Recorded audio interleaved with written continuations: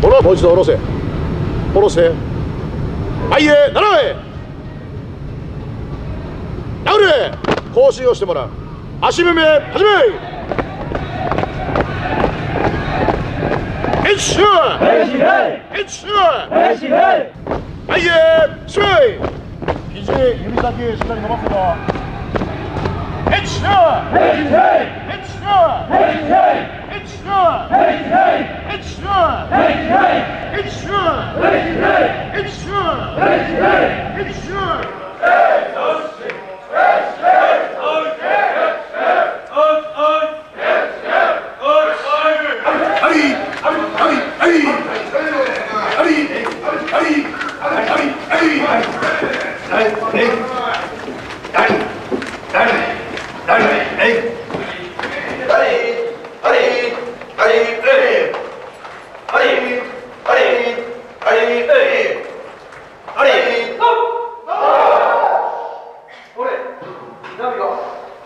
La prison de Fuchu est l'une des plus importantes et des plus sévères du Japon.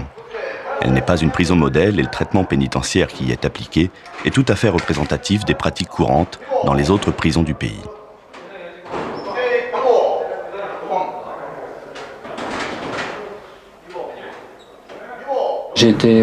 Le jugement s'est fait après 3 mois. Donc j'ai été condamné à 3 ans de prison. Donc les contacts ils se faisaient dans ce quartier à Changchun qui est l'antre du business pour les Indiens, les Népalais, les Pakistanais. Donc à ces endroits, dans ces petits chai shops où on vient boire le thé, étant donné que les Népalais étaient interdits de séjour sur le Japon à cause du trafic, ils venaient ici pour chercher les jeunes voyageurs qui étaient des proies en fin de compte pour leur business. Moi j'ai été contacté par un Suisse qui avait déjà fait ce genre de run et il m'avait mis en contact avec le Népalais pour faire un voyage, pour faire le run. Ça te rapportait combien? C'était $1000 américains. On est monté dans la chambre ensemble. Là, c'est allé très vite. Je me suis déshabillé, ils m'ont ceinturé avec de l'adhésif, le kilo de hashish. Là, j'ai sauté dans le taxi, je suis parti. Et arrivé à l'aéroport, j'ai même pas eu le temps d'enregistrer mes bagages. Je suis monté direct dans l'avion avec mon sac. Mais arrivé à Tokyo, je suis descendu, je suis passé au contrôle et là, j'ai été interrogé de suite.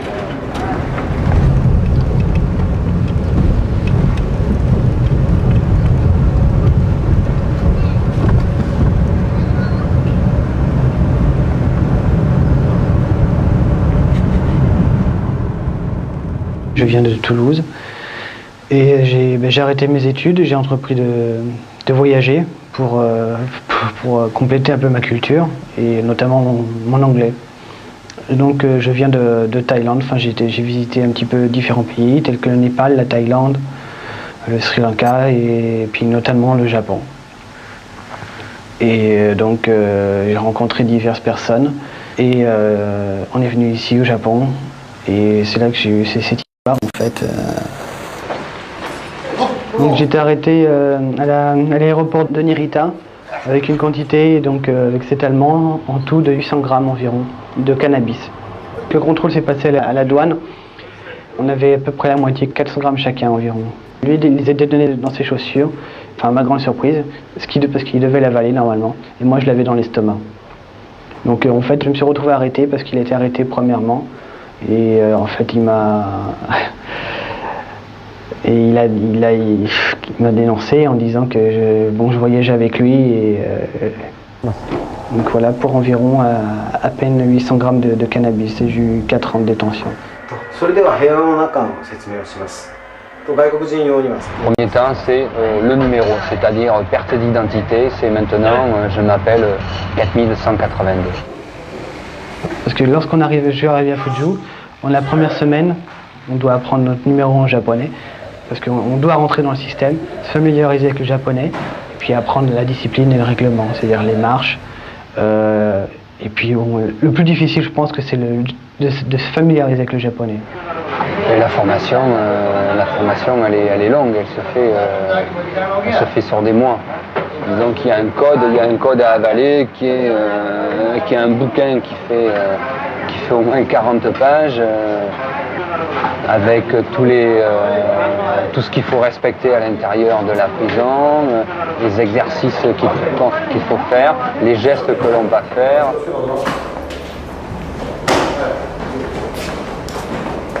Extrait du règlement de la prison de Fuchu.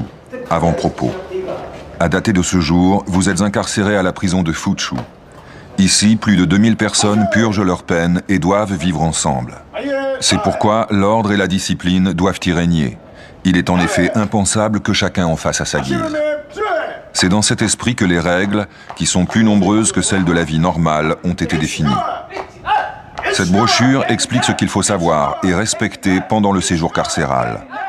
Pour vous éviter des problèmes, il vous appartient de lire ce document jusqu'à la fin.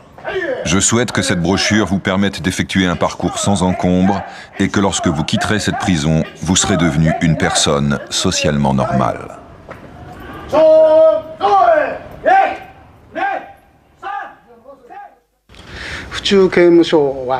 La prison de Fuchu a été créée à l'origine pour accueillir les récidivistes, c'est-à-dire des personnes qui ont été condamnées plusieurs fois. Et donc les gens que l'on reçoit ici sont en quelque sorte triés sur le volet. La population carcérale de la prison de Fuchu se décompose actuellement de la façon suivante. Un peu moins de 500 étrangers, 400 cas dits pathologiques, 900 cas liés à la toxicomanie et 840 cas issus de groupes criminels organisés plus connus sous le nom de Yakuza, la mafia japonaise. Le nombre moyen de condamnations par prisonnier est de 5,1 condamnations et le record est de 40 incarcérations. De ce fait, la spécificité de la prison de Fuchu est d'accueillir de tout le Japon les cas les plus difficiles à traiter.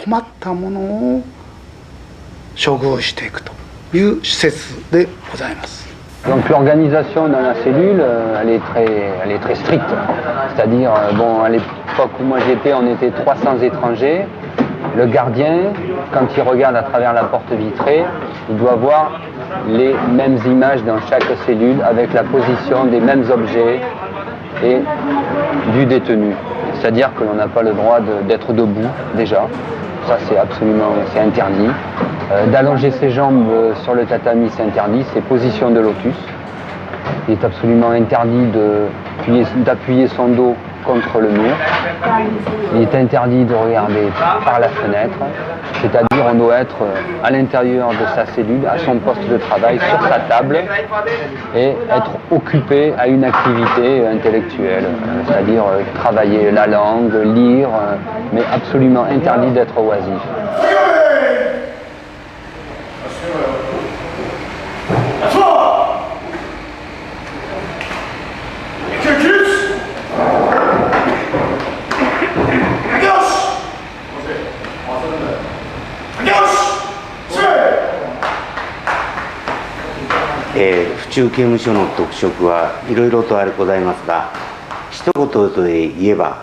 En résumé, la prison de Fuchu est l'une des plus importantes en termes d'effectifs.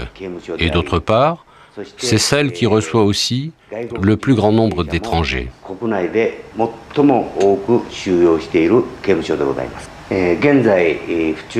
La capacité de la prison de Fuchu est de 2600 places.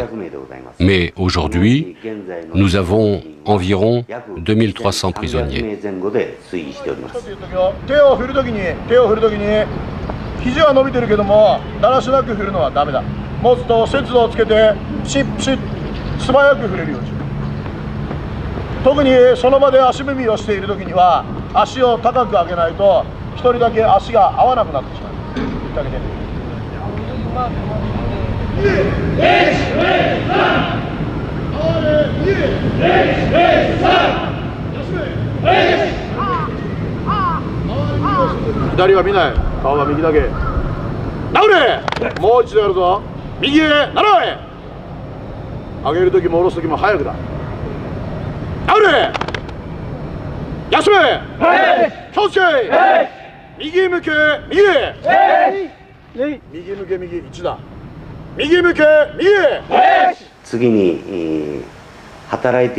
L'effectif de personnel travaillant ici est de 550 personnes, dont 360 en contact direct avec les détenus.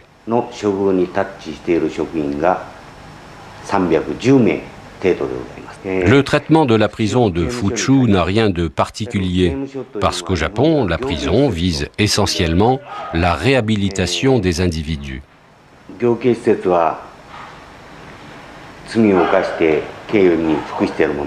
C'est-à-dire qu'il s'agit, dans un premier temps, de les priver de liberté, puis de réduire leurs tendances criminelles, pour enfin les réinsérer au mieux dans la société.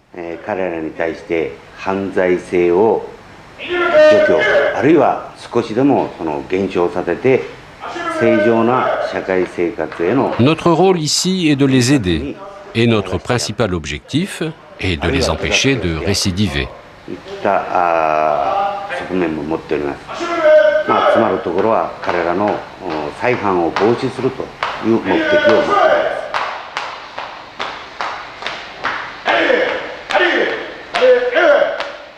Extrait du règlement de la prison de Fuchu. Chapitre 2. Règlement général. Petit 1. L'égoïsme n'a pas sa place dans la vie en groupe. Petit 2.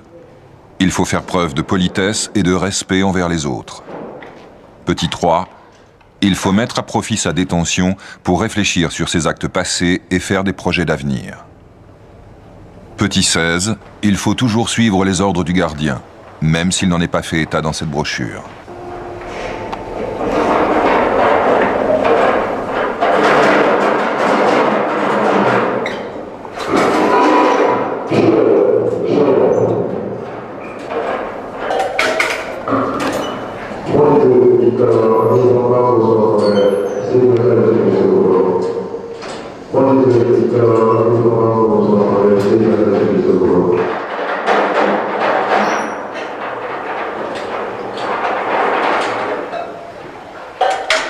Là, il y a un code très strict où le matin, il y a la distribution des repas. Tout est minuté et secondé. L'appel, où l'on dit son numéro, le repos où on refait son lit, qui est plié comme à l'armée, tant de centimètres sur tant de centimètres, la serviette qui ne doit pas dépasser d'un centimètre d'un bord, les étagères rangées, il est absolument interdit d'aller toucher au robinet d'eau, il est interdit de se laver les dents à l'extérieur des données. Tout est vraiment structuré et minuté dans les faits et dans les gestes.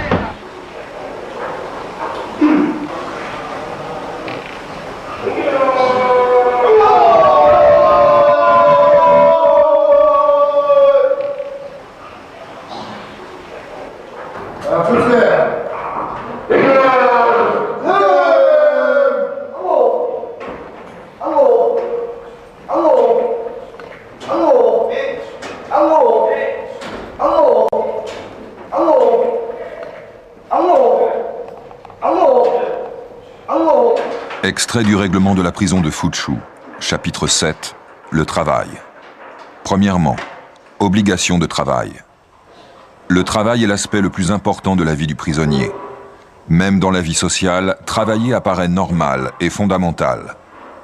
La loi oblige le détenu à accepter le travail qui lui est assigné. C'est pourquoi, même si le travail assigné ne correspond pas aux souhaits du détenu, il doit néanmoins travailler consciencieusement et avec ardeur. Le refus de travailler, la nonchalance au travail ou le fait de demander à changer de travail sont des actes qui vont à l'encontre de cette obligation et qui, par conséquent, sont hautement répréhensibles. Le travail étant imposé par la loi, il appartient au détenu de faire les efforts nécessaires et de rechercher du plaisir dans son travail.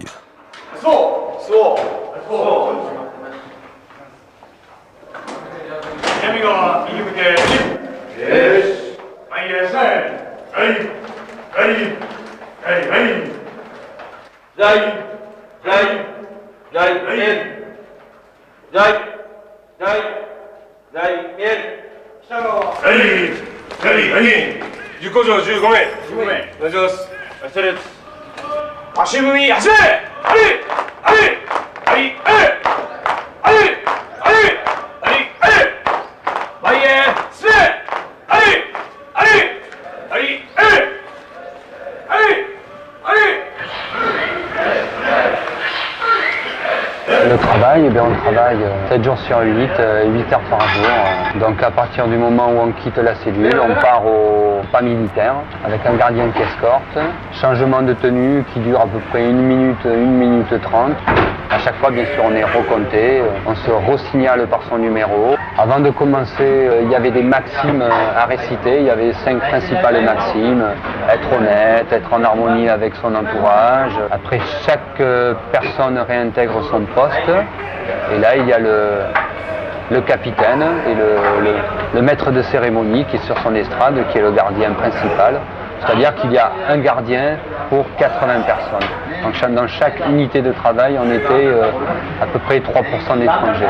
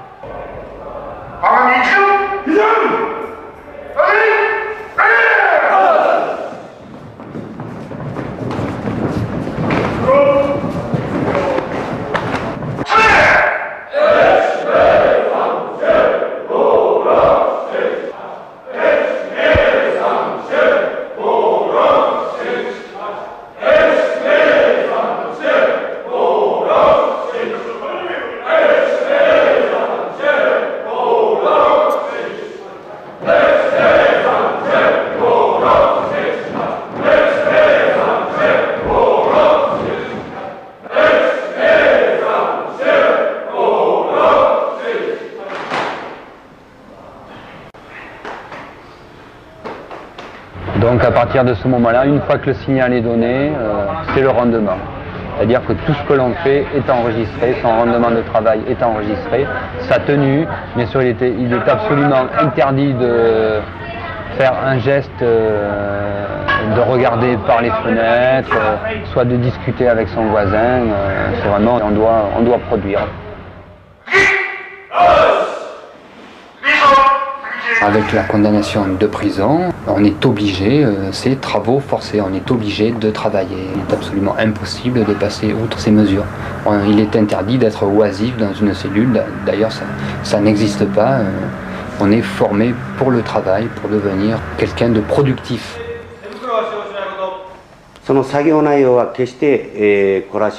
Le travail obligatoire, ce n'est ni des travaux forcés, ni de l'esclavage.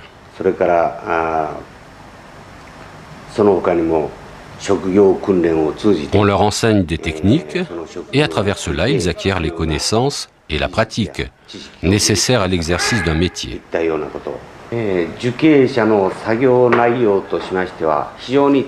Il existe beaucoup d'activités pour les prisonniers. Il y a de la menuiserie, de la couture, de la maroquinerie, de la chaudronnerie, de la mécanique auto, etc.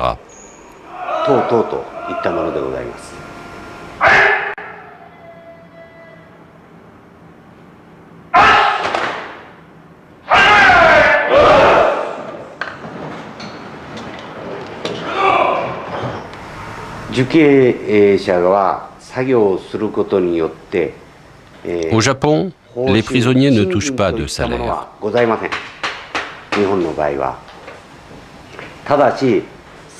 Mais à présent, en fonction de leur production et de leur conduite, ils touchent une prime de gratification payée par l'État.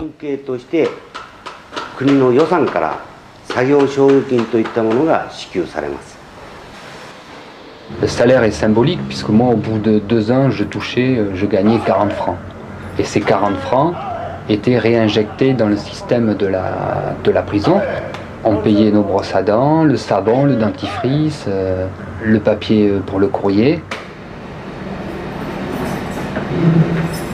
Je pense que, disons que la première semaine est quand même intensive, parce qu'en fait on apprend tout, à se tenir, à marcher, à s'asseoir, à manger, à saluer. On apprend le respect envers l'officier, le respect envers nos co-détenus.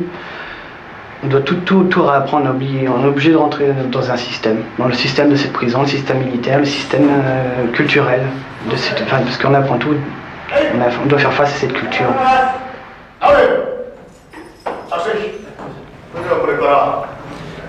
Nous allons vous expliquer les règles de la vie ici.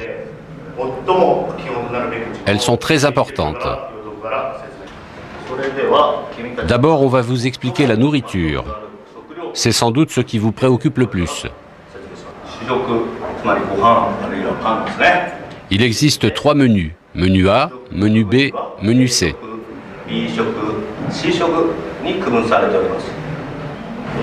Le menu A contient 1650 kilocalories.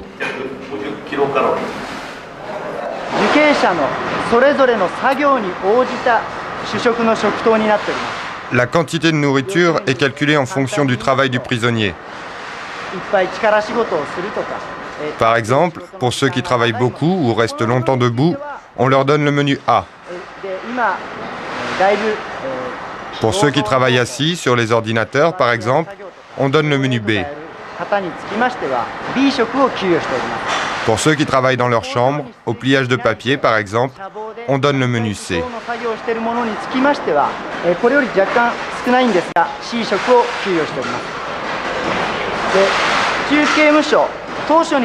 Ici, à la prison de Fuchu, il y a aussi beaucoup de prisonniers étrangers. Et donc, à ceux pour qui l'aliment principal est le pain, et à ceux qui ne peuvent pas manger de riz, on donne du pain.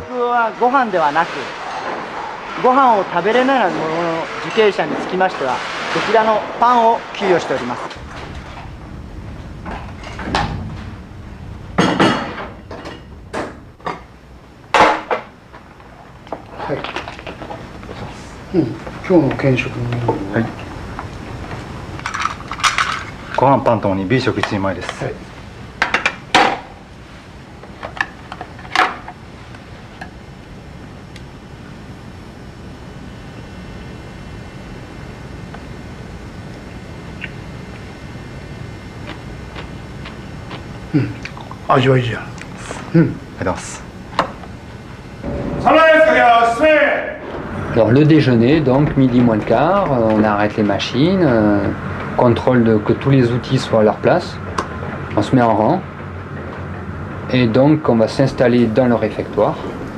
Et là on a un quart d'heure pour manger, avec interdiction de parler bien sûr.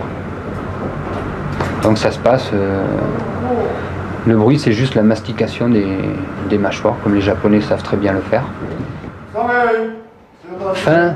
Non, je n'ai pas eu. De toute façon, c'est pas la principale source d'inquiétude, la nourriture, parce que je crois qu'au bout d'un moment, ça sort de la tête. D'ailleurs, c'est pas très bon. Hein. Je veux dire, la nourriture, ça n'a pas de goût. C'est du basique, on mange parce qu'il faut manger. Normalement, il y a la quantité nécessaire, mais c'est pas primordial, quoi. Je veux dire, c'est pas l'inquiétude essentielle. Il y a ce qu'il faut pour manger, c'est tout. Donc quand le repas est terminé, on vide ses bols. Bien sûr, il est interdit de gaspiller.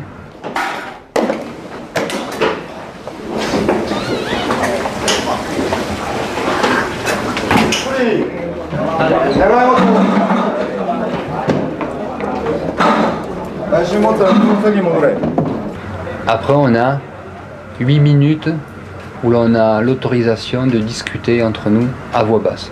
Mais bien sûr sans se lever, sans bouger à l'intérieur du réfectoire. Une fois les 8 minutes passées, on réintègre son poste, avec bien sûr toujours la même histoire, numéro, contrôle.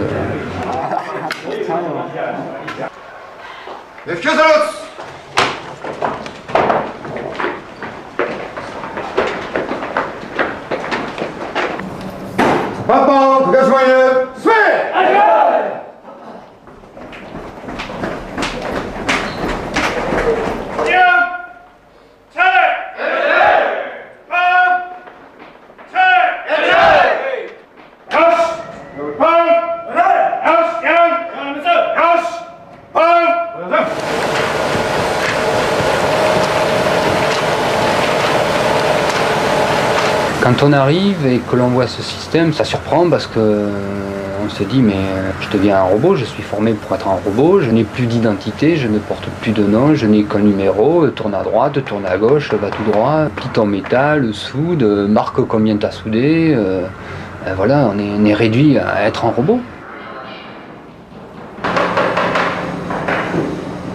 c'est dur, parce que bon, c'est une perte de temps, c'est une lutte quotidienne. Il faut l'accepter. C'est dur pour faire face à la solitude, faire face au manque de communication quand même. Il m'arrive des moments de craquer, il m'est arrivé de pleurer au départ, parce que bon, par rapport au manque, par rapport à la solitude, par rapport à accepter ces conditions, accepter de perdre 4 années de sa vie, ou plus que c'est 4 ans pour moi, mais bon, il y a d'autres détenus qui ont pris la vie, hein, qui ont pris la vie pour meurtre, il y a d'autres qui prennent 10 ans, 8 ans, tout dépend, enfin, ça dépend de chacun, mais si, il m'arrivait de craquer, oui. Mais c'est une lutte, c'est un effort, c'est une méditation, c'est aller de l'avant envers soi.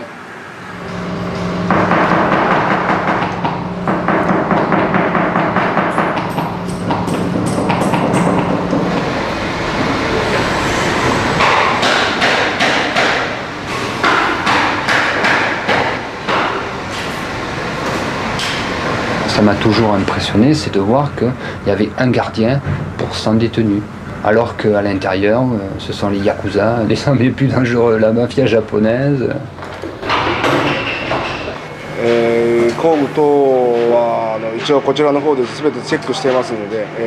Pour les outils, on vérifie tout. Et le système d'emprunt fonctionne très bien.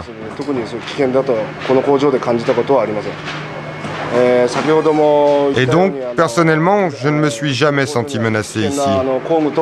Comme vous l'avez vu tout à l'heure, il y a ici beaucoup d'outils dangereux qui pourraient servir d'armes. Mais ici, c'est la confiance qui prime. Je fais confiance aux prisonniers et eux me font confiance en retour.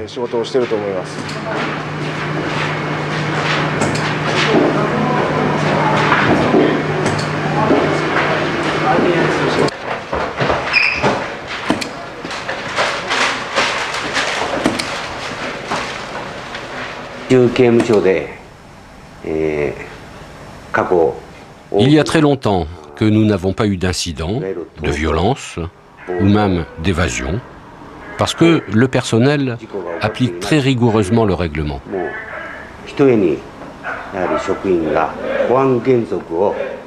On se préoccupe aussi beaucoup de l'état psychologique et affectif des prisonniers.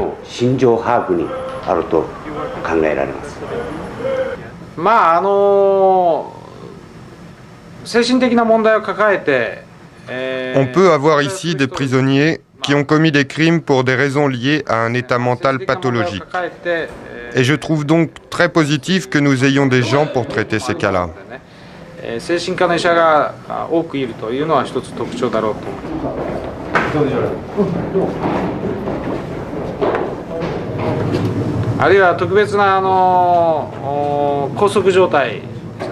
Lorsqu'il y a des prisonniers que l'on est obligé d'entraver, je surveille leur santé car souvent ils font la grève de la faim.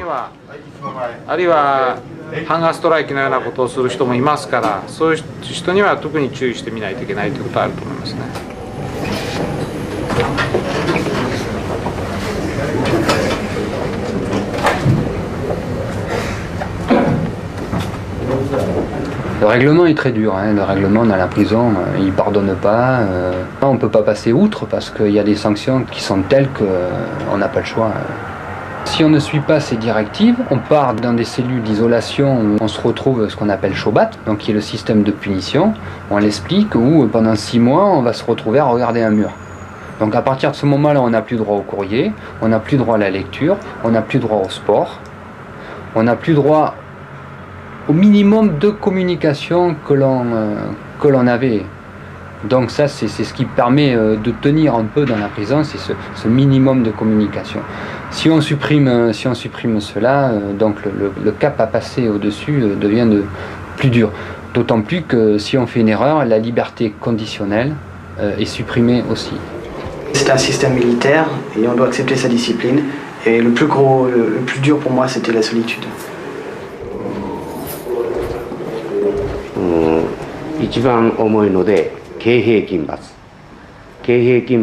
La punition la plus sévère consiste à méditer toute la journée, assis, genoux serrés.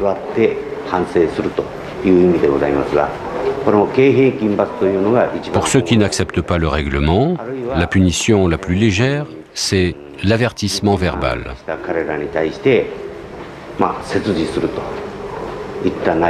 Et à partir de là, il y a 10 échelons de punition.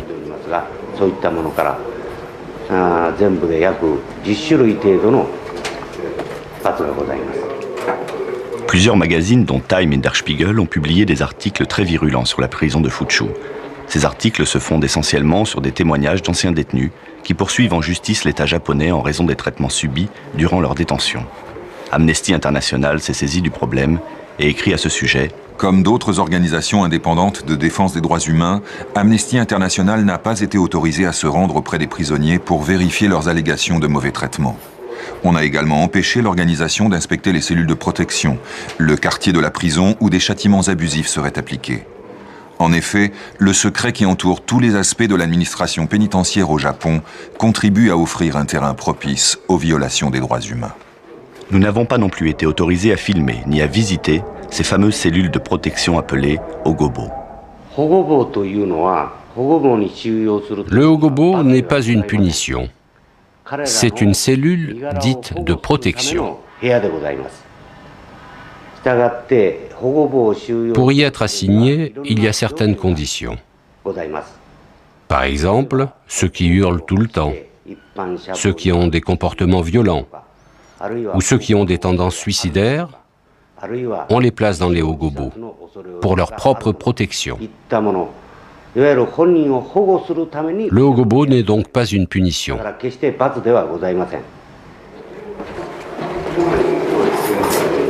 La seule façon de s'évader à l'intérieur de cette prison, étant donné qu'on va passer 8 heures sur son travail, c'est de bosser, de ne pas réfléchir.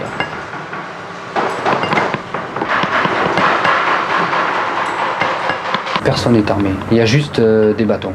C'est-à-dire que bon, tous les gardiens sont au minimum ceinture noire de kendo ou d'aïkido, tout le monde maîtrise les arts martiaux dans cette prison. Mais il n'y a pas d'armes, non, il n'y a pas de pistolet, il y a juste des matraques.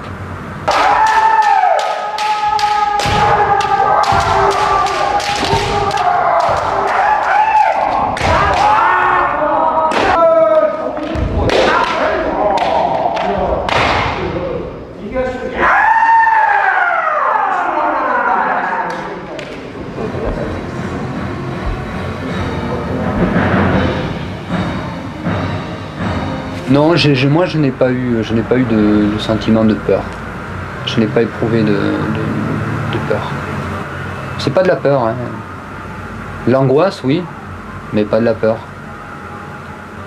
Personnellement, je me sens pas du tout dans le danger. Non, je crois que, comme je disais, bon, le système français est civil, le système japonais est militaire. Et le grand avantage, un des grands avantages de ce système militaire, c'est vrai qu'on nous demande beaucoup de rigueur, beaucoup de discipline, mais nous avons la sécurité.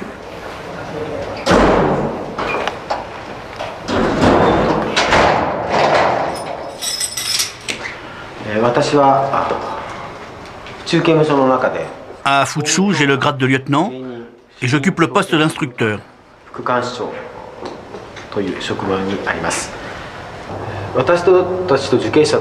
Les relations entre les prisonniers et moi, même si parfois il est difficile de parler de relations, sont à mon sens des relations humaines.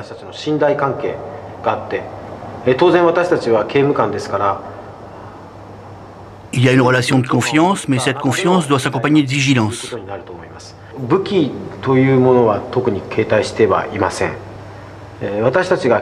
ne porte pas d'armes. Je vous montre ce que j'ai.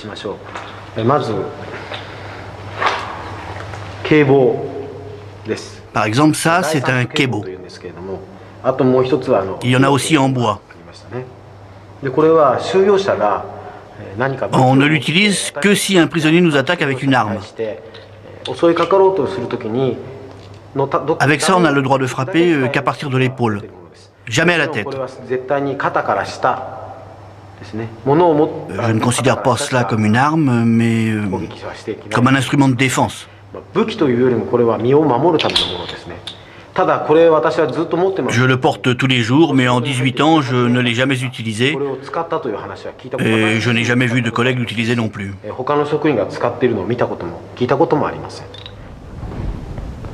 Les trafics à l'intérieur de la prison, ça n'existe pas. On est contrôlé en permanence. Dès qu'on sort de la cellule, on est mis à nu, on est réhabillé, on est recontrôlé. Les cellules sont fouillées pendant que l'on est à l'usine. Les gardiens investissent les cellules, les fouilles de fond en comble. On n'a même pas le droit de garder les lettres que l'on reçoit plus de 10 jours, c'est-à-dire tout est contrôlé. On ne reçoit absolument aucun colis de l'extérieur.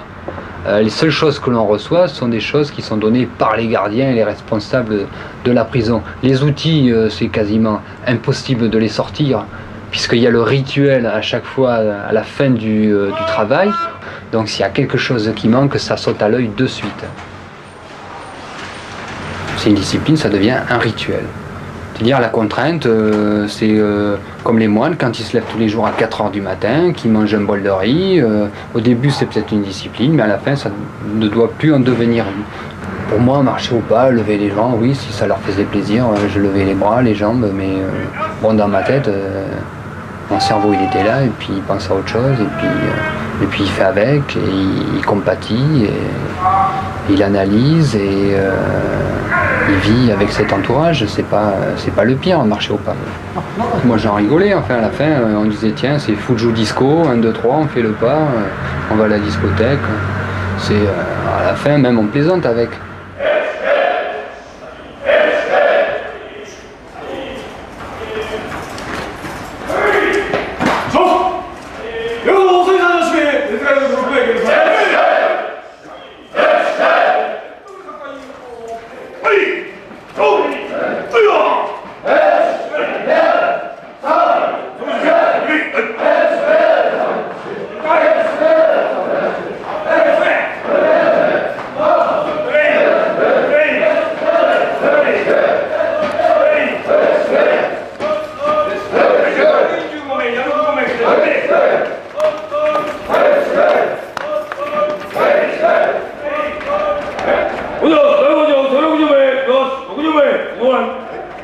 Je pense que la persécution sur des individus, s'il y en a, elles sont provoquées par le détenu.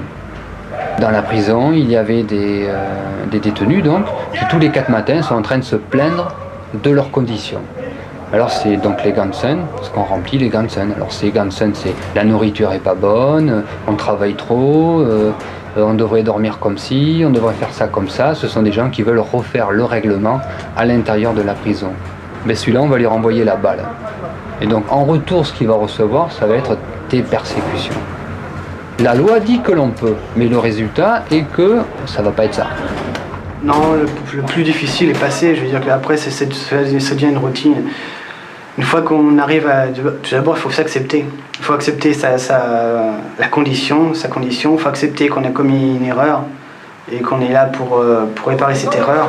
On a commis cette erreur dans un pays étranger, on doit accepter sa culture et ses conditions de détention. Et donc maintenant, le plus difficile est passé, c'était le premier mois, je pense. La première semaine, et puis le premier mois. Et après, bon, tout dépend de la volonté de chacun. Si on veut vraiment rentrer dans le système et afin de sortir le plus rapidement possible, afin de se donner le maximum de chances de tenir notre parole, c'est de s'intégrer dans le système et de rentrer dans les conditions qui nous sont demandées. Les prisonniers étrangers sont tous en cellules individuelles.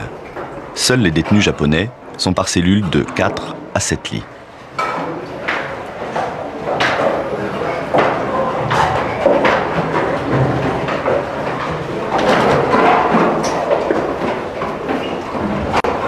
La situation est acceptable. Il faut vouloir l'accepter. Si on ne veut pas l'accepter, elle devient très dure, elle peut être très pénible. Elle peut être très pénible parce que bon, elle est militaire, elle demande une certaine rigueur et il faut l'accepter. La meilleure façon de s'en sortir, c'est d'accepter. Extrait du règlement de la prison de Fuchu, chapitre 6. Grade et possibilité d'avancement. Dans cette prison, il existe un système particulier de grades et de possibilités d'avancement.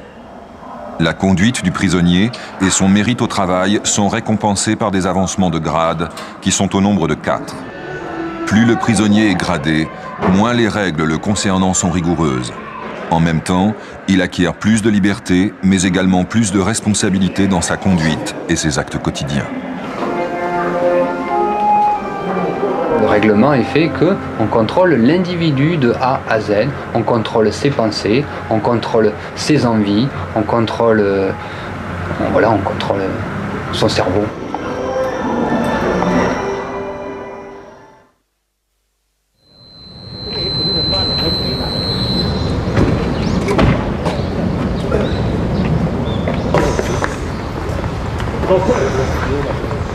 Les gardiens ne sont pas là pour nous dévaloriser, non. On n'était pas copains, mais je veux dire, il y avait une relation humaine. Le gardien me saluait, je le saluais, il y a quand même ça. Bon, après j'ai un numéro, ça c'est le code, c'est la prison. Mais je veux dire, il n'y a pas de persécution, il n'y a pas vraiment, je vais te mettre plus bas que terre ou quoi que ce soit. C'est pas, non, moi j'ai pas ressenti ça. J'ai pas eu ce genre de relation toujours. Non, dans le règlement, il y a un côté positif. Parce que le règlement explique que ce n'est pas parce qu'on est en prison que l'on doit perdre son temps et que l'on doit se sentir justement dévalorisé. Le règlement stipule qu'au contraire, il faut positiver. Il faut essayer d'être créatif. Bon, créatif c'est un bien grand mot, mais d'être quand même, de se sentir exister. Extrait du règlement de la prison de Fuchu, chapitre 9. Enseignement et bibliothèque.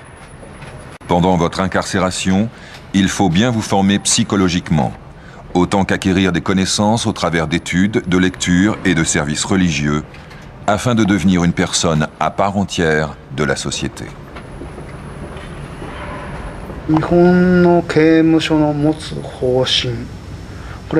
Le principe du système de traitement pénitentiaire japonais fait aujourd'hui face à de nombreux problèmes. L'un d'eux est l'augmentation importante de prisonniers étrangers.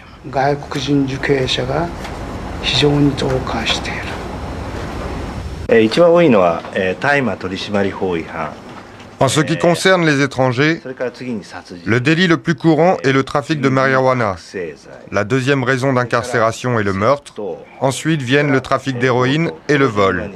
Et enfin, le cambriolage. Notre travail principal est la traduction et l'interprétation de tout ce qui concerne les détenus étrangers. Extrait du règlement de la prison de Fuchu, chapitre 13. Visite et courrier. Petit 3. Le courrier, au départ comme à l'arrivée, est soumis à la censure. En conséquence de la censure, les phrases contraires au règlement sont effacées et la transmission du courrier peut être refusée. Les lettres refusées sont rendues à la sortie de la prison, mais il peut arriver qu'elles soient directement détruites.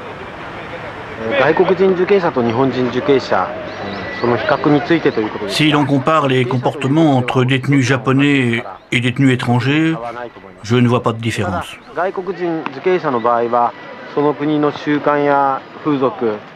Les détenus étrangers ont un choc culturel au début à cause des différences d'usage, de coutumes, de religion, de langue.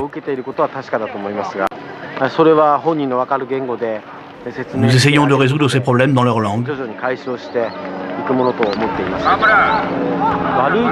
Pour moi, un bon détenu, c'est celui qui ne récidive pas,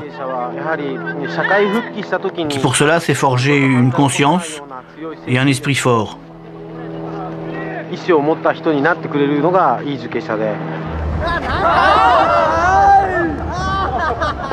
Non, j'ai pas perdu de temps, non. Non, je crois pas. Enfin, 2 ans, non, j'ai pas perdu mon temps. Moi, je le conçois un peu comme on en tire toujours quelque chose. Je compare un petit peu quand je réfléchis, quand on voit les moines bouddhistes qui ont passé 6 ans, 7 ans en cellule d'isolement et qui ressortent avec une certaine philosophie, une certaine vision de la vie et qui avancent vers autre chose. Pour moi, 2 ans, c'est 2 ans de ma vie, mais justement, j'ai essayé d'apprendre et d'en tirer une grande expérience. Moi, je l'ai pris comme une vie monastique. J'ai l'impression de surmonter, oui. Et je vais faire en sorte de le surmonter. C'est une construction intérieure. Je veux sortir plus fort et lutter, je veux vaincre. C'est une lutte intérieure.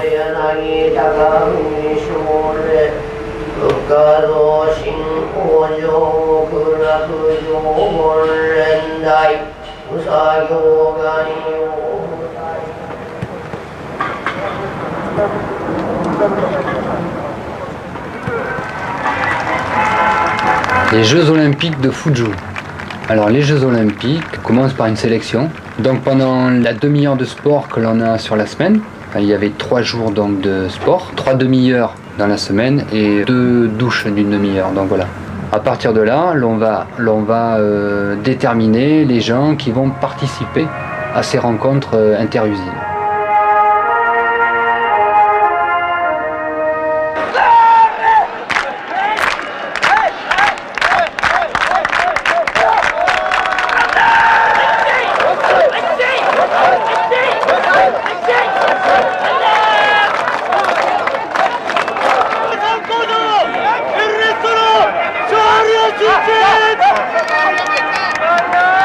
La motivation et la préparation psychologique qui se fait aussi pendant les heures de sport. Donc il va y avoir le gardien qui va motiver, entraînement forcé, chronométrage, inscription des temps, et puis on joue le jeu parce que c'est le jeu de jouer. On ne le fait pas en dilettante, on essaye de le faire vraiment comme si on était un sportif de haut rang et de se donner à fond aussi dans l'épreuve sportive. Donc on prend ça vraiment à cœur et très au sérieux, même si à la fin on gagne une savonnette ou une brosse à dents. Ça c'est la règle primordiale chez les Japonais. Pour quoi que l'on fasse, il faut savoir se donner, il faut savoir donner de soi.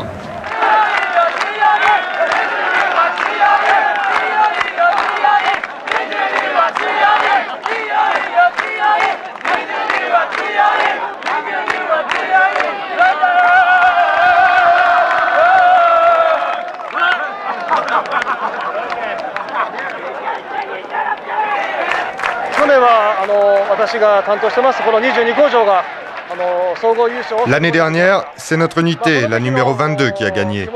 Et jusqu'à aujourd'hui, personne n'a oublié l'émotion de l'année précédente. On s'est beaucoup entraîné et je les ai aussi préparés mentalement pour gagner aujourd'hui.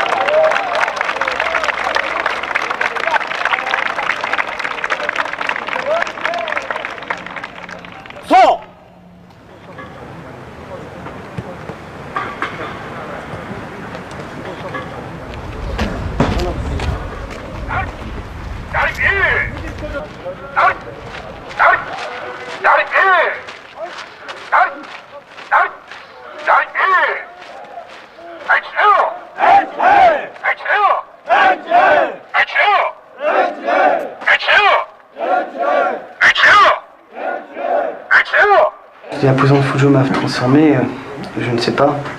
Elle m'a apporté cette rigueur, déjà une discipline avec moi. Elle m'a appris à méditer, elle m'a appris à faire face, à être plus fort, à faire face à la solitude, à m'étudier, à étudier également, parce qu'on est libre d'étudier. J'ai appris le japonais, j'apprends le japonais régulièrement. On peut apprendre n'importe quelle langue. Ouais, elle m'a apporté une rigueur intérieure, je veux dire. Je pense que de toute façon, ça m'a apporté, c'est une étape dans ma vie et je suis rentré, je ressortirai différent, tout à fait. c'est sûr. Elle m'apporte une structure. Enfin, je veux dire, une structure, oui. Une discipline, une structure, un assainissement. Un assainissement, bon, ça a été dur, hein, je veux dire. Il y a eu des hauts, des bas, mais une maîtrise aussi, une maîtrise un peu de maîtrise de soi, de son tempérament, de sa façon d'être, à apprendre à contrôler ses nerfs. J'ai essayé plus de le voir dans cette optique et d'assimiler le règlement, justement, où qu'il y ait le moins possible de souffrance.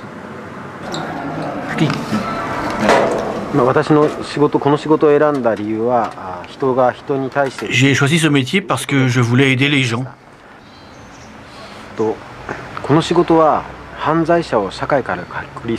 Dans ce métier, il y a deux grands objectifs. Retirer des gens de la société pour la protéger et réhabiliter ces gens en même temps.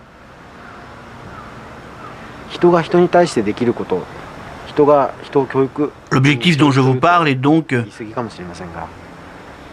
d'enseigner aussi aux détenus d'autres façons de penser pour qu'ils puissent se réinsérer.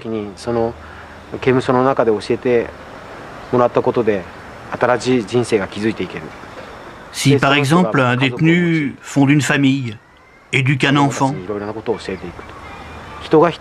la relation humaine que nous avons élaborée construit le futur et se poursuit à travers le temps.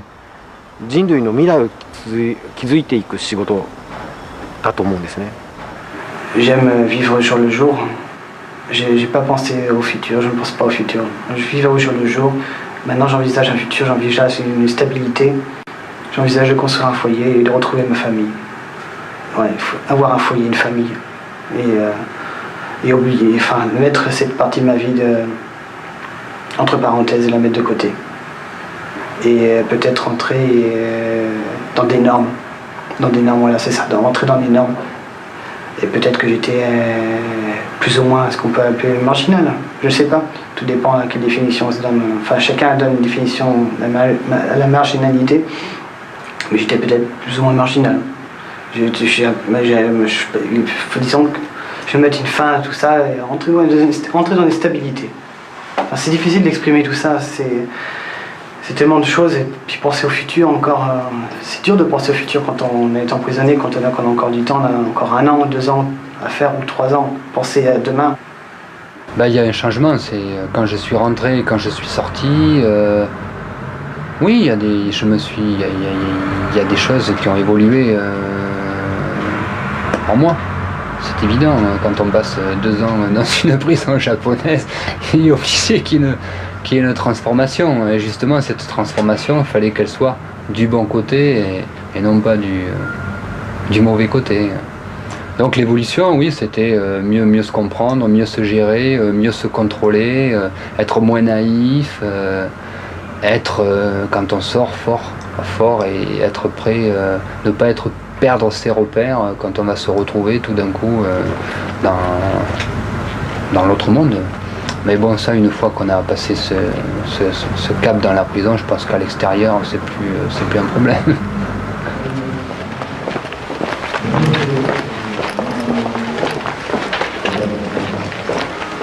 Extrait du règlement de la prison de Fuchu, chapitre 10. Conduite et récréation. Troisièmement, activités sportives et rencontres festives. Petit b. Afin de divertir et de rendre la vie plus agréable, mais aussi pour développer le sens de la discipline, l'esprit d'entente cordiale et le sens de la responsabilité à travers des activités collectives, sont organisées régulièrement des séances de cinéma et de théâtre, ainsi qu'une fête sportive. Il est donc recommandé d'y participer activement. Petit c. Avis aux participants. Pendant les fêtes, il est interdit de commettre des inconvenances telles que des huées, des applaudissements, des rires et des cris excessifs.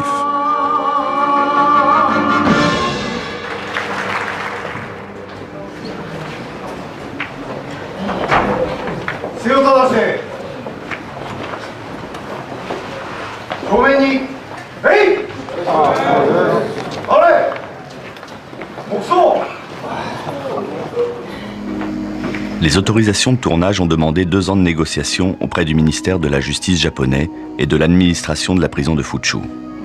Si lors de cette négociation nous avons refusé formellement de soumettre le film à une quelconque censure, nous avons par ailleurs accepté d'ajouter en épilogue 3 minutes de droit de réponse, au cas où l'administration pénitentiaire japonaise se sentirait injustement dépeinte dans notre film.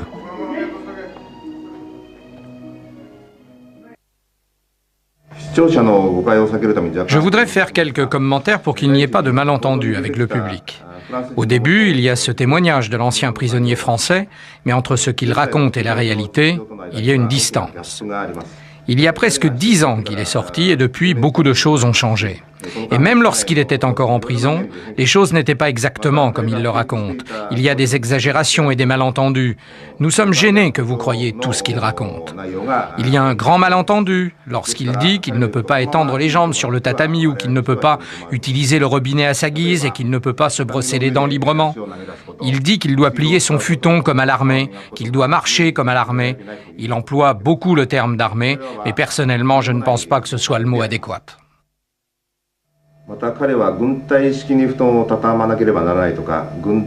La maîtrise de soi, la discipline et l'ordre matériel sont essentiels pour pouvoir vivre en groupe au Japon. Ce comportement est même obligatoire dans les écoles et dans les entreprises. Cela n'a aucun rapport avec l'armée. Il associe aussi travailler sérieusement à travailler comme un robot, mais il n'y a aucun rapport entre être un robot et se concentrer sur son travail. Et je pense que même dans les entreprises privées, le bavardage inutile est interdit. En plus, développer des habitudes sérieuses de travail est indispensable pour devenir un bon citoyen. En tant qu'officier de cette prison, il est normal de les former de cette manière pour leur permettre de se réhabiliter.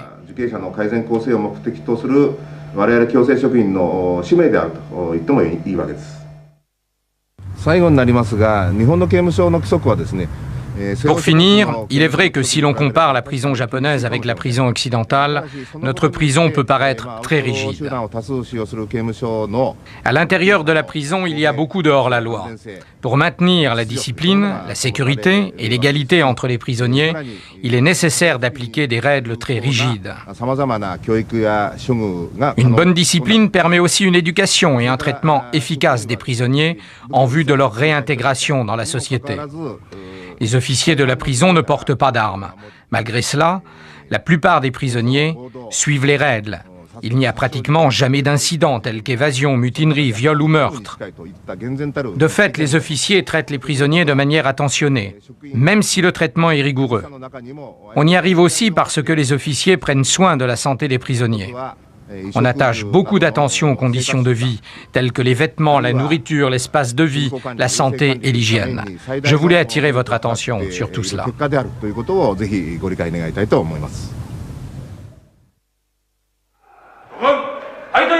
L'administration de la prison de Fuchu nous a par ailleurs demandé de préciser que quelques mois après le tournage, certaines pratiques avaient cessé, et que par conséquent notre film n'était plus une représentation fidèle de la réalité.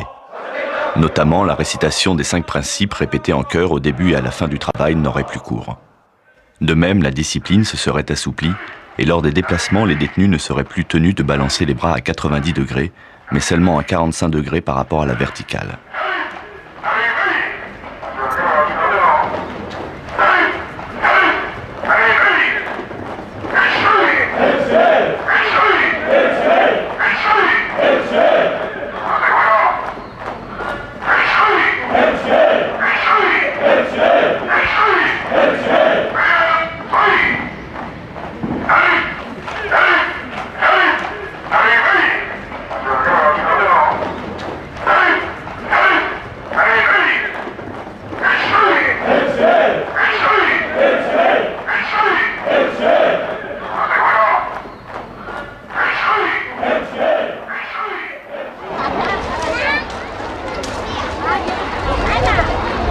Depuis sa sortie, Philippe a repris ses voyages.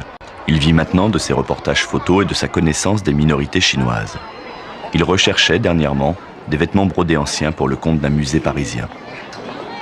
Cyril est sorti presque 1 an jour pour jour après notre interview. Il aura passé à la prison de Fuchu 2 ans, 10 mois et 3 jours. À notre dernière rencontre, il nous a dit que désormais tout irait bien pour lui.